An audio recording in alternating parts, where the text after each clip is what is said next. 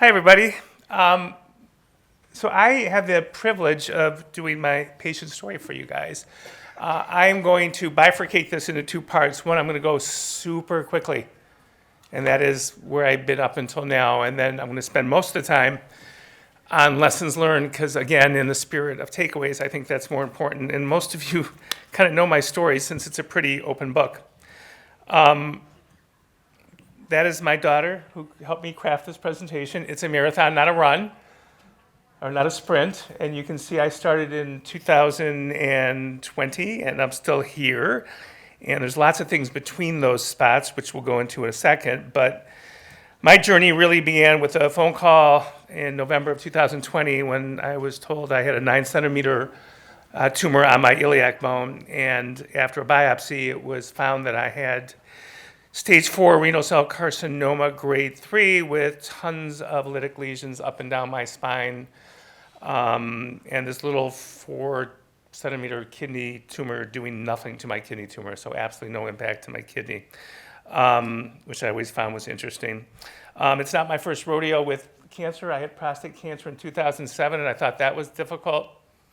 That was relatively easy because I was cured. For the first 90 days, I'm not proud to say that I sat on a couch and wallowed in self-pity, paralyzed in fear of death, fear of not seeing my one grandchild grow, but now 3, and fear of not being around to basically make a difference in this world. And I wish I had those 3 months back. We're all entitled to wallow, but I think I wallowed a little bit too long. Real quickly, and I don't mean, how do I go back? My treatment, my first line treatment was Opdivo and Yervoy for 4+ years. I had something called oligoprogression, which meant that I had 1, 2, 3 spots that show up throughout those 5 years, but instead of throwing out the baby with the bathwater, we treated what I call whack-a-moles. We whacked the moles with radiation, cementoplasty, CT ablation, and then 18 months later, I had my kidney taken out. I've had tons of side effects throughout this process. I never used the word wonky until I got stage 4 renal cell, but now I love the word. I'm not sure exactly what it means, but I had a wonky thyroid. Sounds good.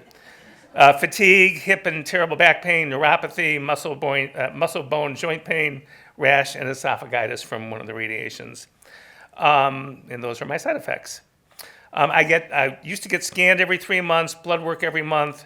Scanxiety is real. I wish I could tell you to eliminate it. I can tell you how to contain it and minimize it, but it's something that we all have to deal with. I take more than 20 pills a day, including a Butrine pain patch on my back. I take Oxy for pain. We've just upped that dose to 20 milligrams. I do take anti-anxiety depressants, and I'm on neuropathy drugs. And we'll talk about the emotional side of this in a minute. In April of 2025, I had what I would call true progression, not oligoprogression. We found cancer in my left hilar lymph nodes and 2 suspicious lung nodules. We moved on to treatment number 2. I had lots of debate. I had 3 doctors helping me make up those discussions, and I decided to join a clinical trial. I like the word that was used earlier, altruism. I thought that it was a great opportunity to give back and be part of a greater good, but I also thought it would work. I mean, I'm not that nice, right? So, but I did try the trial. And the trial tried me. It failed miserably, and I did feel like a guinea pig, to be candid with you. I'm not sure it's anybody's fault, but I felt like a guinea pig during the entire trial, especially when I was summarily fired from it. But I did quit before I was fired. I wanted to have that power. October 6, 2025, just to give you a recent update, clearly the clinical trial didn't work for me. Again, I did not want to hear them say I was fired, so I quit. And the minute I quit, I realized that I was a number, and that's all. Again, my opinion. During that 4-month period, I realized my cancer had spread like wildfire. I have a adrenal tumor. I have a pubis tumor. I have more progression and more cancer in my left hip. I have a fracture of my clavicle. I have a fracture of my 6th rib.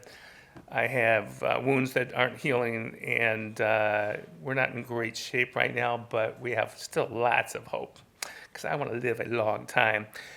Won't surprise most of you, but I have a plan in place. I think I had a plan in place before I even knew the trial wasn't going to work.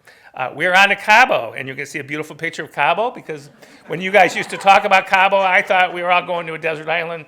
My family did tell me if Cabo works December 11th, we are going to Cabo. Not metrics, though, just Cabo, okay? So that's a quick update. I just found out I am having radiation starting Tuesday, probably that will last till Thanksgiving. Then in December, we will do a gamma knife to the brain met that God knows I didn't think I had. And by the way, hi, Dr. Twaddle. Please get a brain, if for those of you with stage 4, please get a brain scan yearly. There's no downside. It's just a piece of information you should have, and I really had no clue that I had it. And after that, I will have proton radiation to my left hip, and then we will deal with the other things. But we're hoping Cabo slows everything down. So I really want to spend most of my time on lessons learned, because I think this is where the takeaways will be hopefully important to you. One, a strong support network is critical. And if you can't get that from your family, like I am blessed to have from my beautiful wife, Donna, and my beautiful family, get it from our Facebook communities, get it from Smart Patients, get it from KCN, KC Cure, Judy Nicholson, but get a support network. And there's not one person in our community that I have of over 5,800 stage 4 patients that is going to not DM you if you need help or help you if you need help in any way that you want. So please have a very strong support network. I wish I could say differently, but I've been here long enough to tell you that the stages of cancer are real. Some of them intercede with each other, they bleed over, but you do have shock. You do have anger, but I never said why me, because I thought why me was a really kind of a terrible statement, because it suggests why not somebody else, and I never thought that was kind of fair. But I did say, did it have to be me? I mean, not that I want it to be anybody else. I don't think I was ever clinically depressed, at least that's what my psychiatrist says, but I fired her. But now I see Dr. Twaddle and her palliative care staff, they say, yeah, he's depressed, which I'm fine with. You know, it's funny, as a guy who thought I was way too strong and would never need emotional help or help with depression or sadness, I really think that you have to be superhuman not to need help on the emotional side of this disease. So please, please, please don't think you are man enough or woman enough to not need help. You do need help to help beat the shit out of this disease, and that is a lesson learned. And then the final stage of dealing with cancer is let's beat the shit out of this disease, and that is an attitude that I'd say 80 to 90% of the time I have. There are times I falter. I faltered last week, but I do use my 30-minute rule a day that we'll talk about in a few minutes, and it helps. I should also point out my mom is my hero. She was given 6 months. She was my BRCA1 carrier before I became the BRCA1 carrier. She had breast cancer and then every other cancer you can name. They gave her 6 months in 1965. She lived until I was 20, so she lived 15 years. And I didn't appreciate all the lessons she taught me, but boy, she taught me everything. And she was a fighter. She loved her family. She took care of us. She never missed a sports date, never missed a music date with my brothers. She never complained. She never said, why me? She's my hero, and hopefully I emulate her and teaching my kids and hopefully my friends and colleagues the same lessons. So she will always be my hero, and that means an awful lot to me. Another lesson learned, renal cell carcinoma, whether it's stage 1 or stage 4, is not a death sentence. Don't let anybody tell you it is. We could drive in a car tomorrow, get in a car crash, and die. Nobody knows when we're going to die. People are living here longer and longer because of an amazing treatment from doctors that we've seen. Some of the things that Lori mentioned, I mean, I'm still not a lentil beet, whatever. Sorry, Lori, I'll try. I mean, every food she named not to eat are my favorite foods, but I'll use less salt in the future, I promise. You know, Lou Malnati's without salt, we'll try that, okay? But it's not a death sentence. Please stay away from Dr. Google and ChatGPT.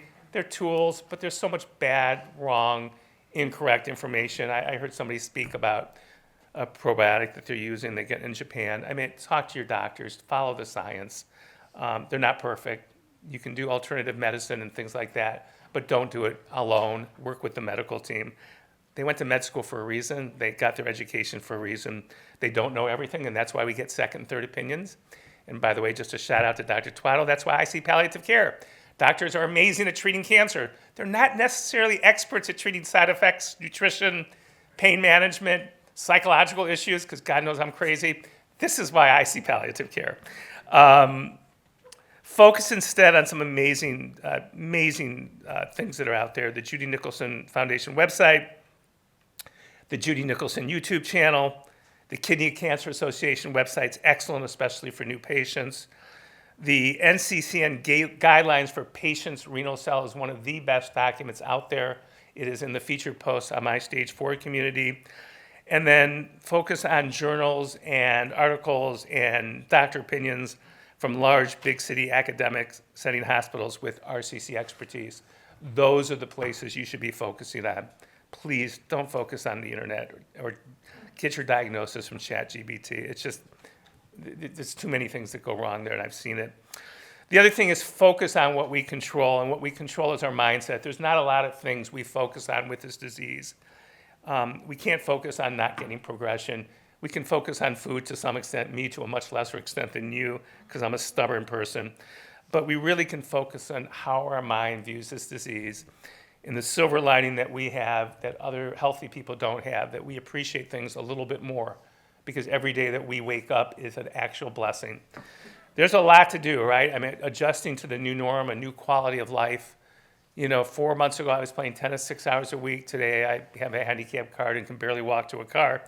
I can't lift my children anymore. I'm convinced I'm going to be in a scooter in Disney World in February, but I will be in Disney World in February.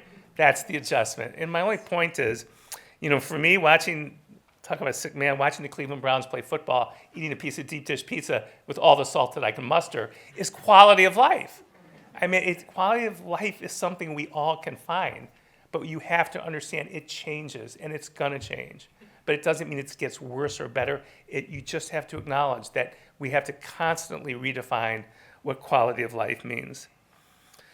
Sorry, men, women are so much better at handling their emotional side than we are.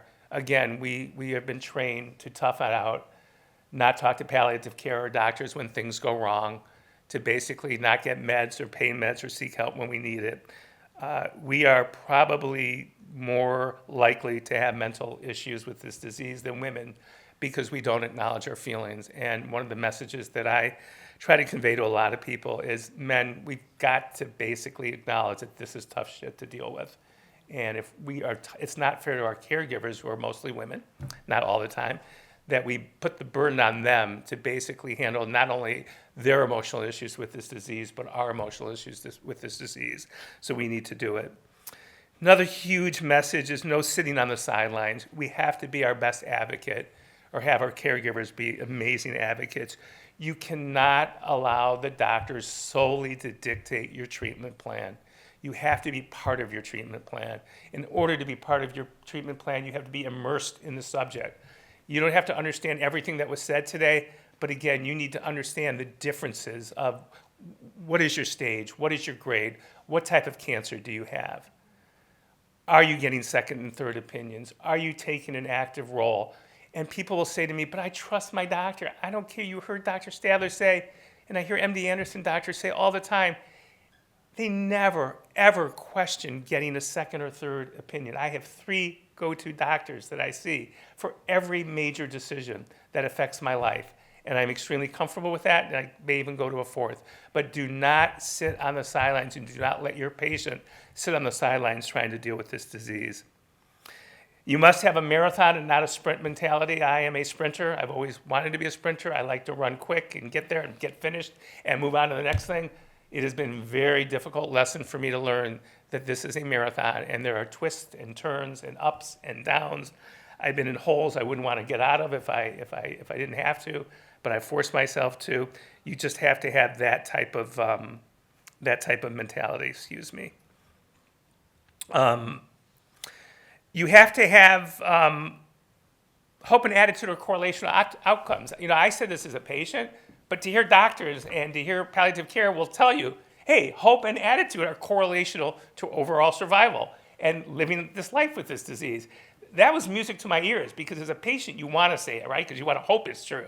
But to hear doctors who practice medicine say the same thing, please take that as a takeaway, that hope and attitude are very, very important. The other thing is, we are buyers of medical services. I look at buying medical services like buying a refrigerator at Apt. or at Macy's or name your store of choice. We have the right to ask questions. We have the right to probe. We have the right to look for the best answers. We have the right to be treated with respect. And if you're not taking advantage of all those things, you have a problem. In most states in America, we have something called informed consent. And we have patient rules and patient laws that protect us. You might want to look it up in your state. You'd be shocked at how many rights that you have that you might not be taken advantage of. One thing, another takeaway that many people didn't know, including doctors, so we need to educate our doctors, is oligoprogression. Many years ago, when we had 1 or 2 spots show up, we would switch the treatment immediately and we'd move on and try to deal with it that way. Today, people realize, more and more doctors, that when you have those 1 or 2 spots show up, keep the treatment. The treatment is overall working, and whack the mole. And 10 years ago, that was unheard of. Today, it's becoming increasingly known. So when you have like, oh my gosh, I got a spot on my left hip, but the overall Keytruda is working great, well, let's switch it to Cabo. Challenge that. I'm not telling you it's the right answer. It's not the right answer, but oligoprogression is real, and there's a lot of doctors in the United States who do not understand it, and we have a job to educate the doctors, and these doctors have a job to educate the doctors as well. Quality versus quantity of life, what I would urge you, because I see it a lot of time on the different Facebook communities I'm on, is that people will measure quality. We have a guy in our stage 4 Facebook community who's like has the biggest highs in the world and the biggest lows in the world. One day he's out partying in New Jersey and seeing Bruce Springsteen band, and he's going to Nashville the next day, and he's doing this and he's doing that. And a week later, he's in bed for a week, and he just can't understand, like, well, you probably did too much that week, and you're probably doing too little this week. The point of the story is you've got to measure the quality of your life, not in days or hours or even weeks, but in a year. And you got to say to yourself, in the last year, have I had quality of life that makes me want to continue on with the fight? Because it is a courageous decision to end up saying, I don't want treatment, I want to go to hospice. But when I see people making those decisions a week after having a really bad week, I think they're making a huge mistake, because most, if not all of us, have had really, really bad weeks, if not months. Personally, I'm having a bad few months right now, but next 6 months are going to be great, and that's what I'm hoping for. Establish a relationship with palliative care as soon as possible, and palliative care is much more than hospice, as Dr. Twaddle will tell you. I created in a Facebook post a house called palliative care, and in that house, there are 100 rooms. 1 room is hospice. Only 1 room is hospice. There's pain management. There's depression. There's social work. There's nutrition.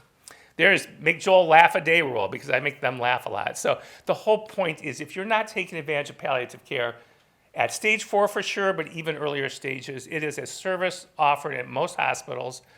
I won't say I've never seen a bill, but I'm sure it's there somewhere. For the most part, I'd say 95 to 98% of the people that have taken advantage of palliative care, they find it to be absolutely fantastic, and so many people don't take advantage of it. And again, we're going to have Dr. Twaddle talk about it a lot in the future. This is a very important slide. It goes back to the follow the science that I talked about before. Be wary of snake oil salesmen. They are out there. They are selling you things that have no basis in medicine. Many of these people were banned in America and now practicing in Mexico. They don't even have licenses anymore. If you want to see a really, really good TV show about scammers, watch Apple Cider Vinegar. It's on Netflix. I would beg you to watch it. Again, this doesn't mean that you don't have a right to explore alternative things to help you with your cancer. But if you're not working with your doctor, in conjunction with your doctor, or in conjunction with palliative care, you're making a mistake, and you're most likely increase the chances of dying from this disease before you should. Because there is a $1 billion market out there selling cookbooks that cure cancers, $1 billion books selling probiotics that have no basis in fact, ivermectin, Fenza, whatever it is, the worm deworminizer. RSO. Thank you. Rick Simpson oil, Nurse Helen. They all get on our Facebook community, and we ban them within 3 hours, which we absolutely love. There are people trying to scam you cancer patients every single day. Don't take advantage of that, please. I want you guys to be around here for a very long time. If you don't have a bucket list, make one. Bucket list don't mean going to Cabo, the country. It could mean seeing the top 100 movies. It could be taking your wife to dinner, somewhere. It could be going to visit some friends. bucket list has nothing to do with money. It has more to do with experiences. And make the bucket list because you're alive, not because you're ill. And I tell the healthy people, you should be making bucket lists too. Why was I 60 years old before I made my first bucket list, right? Now, I've had to cancel a lot of things on the bucket list. Last one was Wimbledon I was supposed to go to, but because of progression, I couldn't go. But we've done so much. We just got back from Maui with the wife celebrating 5 years of dealing with this disease. 2 months early because I got a wedding to go to in a week. So my daughter, so no Maui then. But create a bucket list. It's really healthy, and it gives you hope, and it gives you purpose. We said it earlier today, clinical trials are not a last resort, but just another option. I will share with you a little bit about my 30-minute rule day. When I first got this disease, I thought I could eliminate anxiety and stress. I realized I couldn't. So I gave myself 30 minutes a day at 1 a.m. every single morning for every single day of my life. At the same time, I put the alarm clock on. I set it for 30 minutes. For 30 minutes, I cry. I wallow. I say, why is me? Woe is me. I feel bad. All the what ifs come out. Clock, the alarm rings. I'm done. I'm done for the day. I block it out for 23 and a half hours, and it really has helped me contain my anxiety and my depression and my sadness and all the things I could wallow about and all the what ifs that I won't be here 3 months from now. If I can do it 30 minutes a day, I block it out of my mind, and it works for me. Now, there are times that fails. Last week, I did have it for 3 hours a day when I found out I had a brain mets to go along with all the other stuff that they told me I had. I mean, all the things. There was nothing between my head, and now they tell me I got a brain mets. But 3 hours, that wasn't bad. 3 months, it was 5 years ago. Not bad. Anxiety for tomorrow just ruins all the great days that you're going to have. So when you start worrying about tomorrow and you get all anxious, you have just screwed up today when you're feeling pretty well, right? I mean, most of us here are having pretty good days. We're learning a lot. This has been a productive day. This is a good day. If you were worried about today and could you make it and could I walk here today and who's going to carry my books and did I use my handicap card, enjoy the days you feel good. So when you're not feeling good, you don't feel so bad feeling bad, right? You're entitled to that. My view is the outcome is determined by the medical care you get, including second opinions, as well as attitude, hope, support network, family, friends, and church for those that believe in that. Live in the moment. Focus on today. Don't sweat the little things. That's really important for me, who used to sweat the little things growing up all the time. Repair the burned bridges. I have very few enemies. Maybe Linda's an enemy of mine. Wait, nope, I'm on time still. So she's not an enemy of mine. But repair those bridges, guys. It's not worth it. I told somebody today, the only political statement I'll make today, I have not lost a friend because of politics in the last 2 years. And I'm proud of that. It's not worth it. It's just not worth it. And what I realize is probably 50% of the Facebook community has very different views than I do. But they're all brothers or sisters in this war. And we have so much more in common than we do not in common. And to have families and friendships and other relationships destroyed because of the political division in our country, I'm just telling you, it ain't worth it. Gary Clater, who died the day after Williamsburg, he called me 3 days before he died, and he said he loved me, man. And we had the best fights on politics ever. But the guy loved me, and I loved him back. And we decided that we would stop talking politics and start talking cancer. And when he died, the sad thing is we said we'd fight this thing together for a very long time. But the whole point is we are so much more than what divides us as a country right now. And we share this common bond, but we're all diverse. But it's the common bond that we need to prioritize and keep it very special. And that's been very important to me. I am not a statistic, and neither are you. So when you read those statistics, you're not a number. You're a person. And I would focus on why not the what ifs. And then enhancing my legacy. I got this on time. These are all the things that I am doing because I want to buy myself into heaven, just in case, right? Make up for the last 30 years, 40 years when I basically had a place in hell reserved for me. I am very active in the amazing Judy Nicholson Foundation. I am a mentor for Immerman's Angels. If you don't know who they are, look them up. They provide both mentees and mentors for people. I speak at any opportunity because I guess I like to talk. I just got done speaking to Bristol Myers Squibb last week to all of their lawyers, and they're going to buy 600 books, and that's money is going to go to the Judy Nicholson Foundation. At least they said they were going to do it. I published a book that if you haven't read it, it's great for insomnia. Just Joel Stern, Google, Amazon.com, and it will put you to sleep in 10 minutes or less, or you get your money back. I started a Facebook community of stage 4 that's now 5,500 people, but I'm also very active on the Judy Nicholson Facebook community and on the Kidney Cancer Association Facebook community. I am on the boards of both the Judy Nicholson Foundation and the Kidney Cancer Association. But the opposite, no offense to Judy Nicholson or Linda or anybody, but family, family, family. They are my rocks. They are the reasons that I fight. They are everything to me. So let's talk a little bit about Judy Nicholson, because it is such an incredible, watch, Linda's not going to say your time is up when I go to this slide. This is going to be interesting. So a little bit about the Judy Nicholson Foundation. One, KCA is fantastic. Smart Patients is fantastic. All these great, KCCAN, KCCure, they're all great organizations. But I will tell you personally, and I will not say this in the KCA meeting in 2 weeks in Denver, this is the only organization that solely focuses on patients and caregivers and does incredibly good things, better than organizations 20 times bigger. And if you're not taking advantage of the Judy Nicholson Foundation, going on their website once a week, participating in my open patient and caregiver Zoom calls every month, participating in Jayla Barnes calls every month, going to the Judy Nicholson YouTube channel and seeing all the great stuff that's out there, you are missing a huge, huge opportunity. They also help patients and caregivers navigate the treacherous waters that are involved in renal cell carcinoma, whether it's stage 1 or stage 4. They provide symposiums and panels. And next year we are doing Vegas as our 5th year celebration of life. For those of you who did Williamsburg, Virginia, you saw me without my socks on. You saw me get kissed by 2 men that I never thought would kiss me. You saw me only have 7 gaffes, and you saw my wife embarrassed out of hell, which is why she's not here today. But we tried. But Vegas in next year sometime, more to come. So in conclusion, the marathon continues, and for that I am very grateful. Life is way too short and precious, even for the healthy, so enjoy every moment you can. So this is a quote that I changed because of that last quote that Lori did, that I like this quote even better. It's far more important to know the person who has the disease versus what the disease the person has. So I've just put my own little tweak on it, and I think they're all really good. But I want to know the person more than I want to know what disease they have and what they're suffering from. I want to get to know you guys as friends. I want to help you. I want to be helped because it is self-therapy for me. But I think that's very important. And you need to understand you are never alone. We fight together. And my wife is not here, so she won't kill me with that picture, but that's us at Williamsburg, Virginia. Thank you for your time. I think that meant my 30 minutes is up. Pretty good, huh? Very fast. Thanks, guys.